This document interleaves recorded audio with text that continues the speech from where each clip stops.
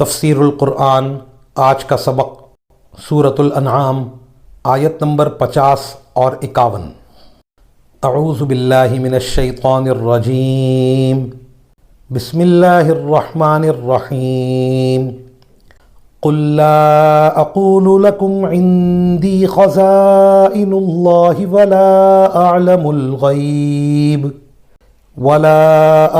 الغیب ولا اقول لكم انی ملک ان اتبع الا ما یوحى الی قل هل يستوي الاعمى والبصیر افلا تتفکرون وَأَنذِرْ بِهِ الَّذِينَ يَخَافُونَ أَن يُحْشَرُوا إِلَى رَبِّهِمْ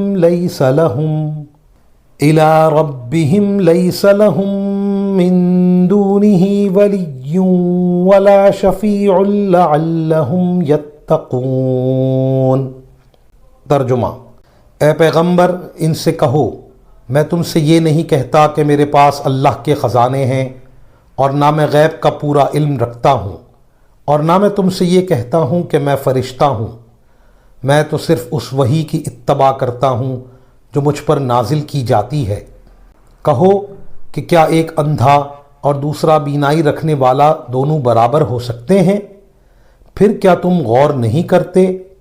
اور اے پیغمبر، تم اس وحی کے ذریعے ان لوگوں کو خبردار کرو جو اس بات کا خوف رکھتے ہیں کہ ان کو ان کے پروردگار کے پاس ایسی حالت میں جمع کر کے لایا جائے گا کہ اس کے سوا نہ ان کا کوئی یار و مددگار ہوگا، نہ کوئی سفارشی، تاکہ وہ لوگ تقوی اختیار کریں۔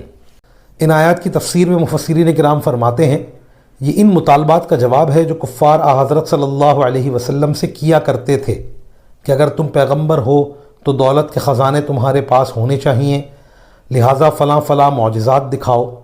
جواب میں فرمایا گیا کہ پیغمبر ہونے کا مطلب یہ نہیں کہ خدائی کے اختیارات مجھے حاصل ہو گئے ہیں، یا مجھے غیب کا علم حاصل ہے، یا میں فرشتہ ہوں۔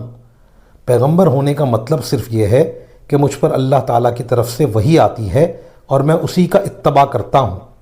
مزید مشرکین کے اس عقیدے کی تردید بھی کی گئی کہ وہ اپنے دیوتاؤں کو اپنا مستقل سفارشی سمجھتے تھے، لہٰذا اس سے حضرت صلی اللہ علیہ وسلم کی اس شفاعت کی تردید نہیں ہوتی جو آپ اللہ تعالیٰ کی اجازت سے مومنوں کے لیے کریں گے، کیونکہ دوسری آیتوں میں مذکور ہے کہ اللہ تعالیٰ کی اجازت سے شفاعت ممکن ہے۔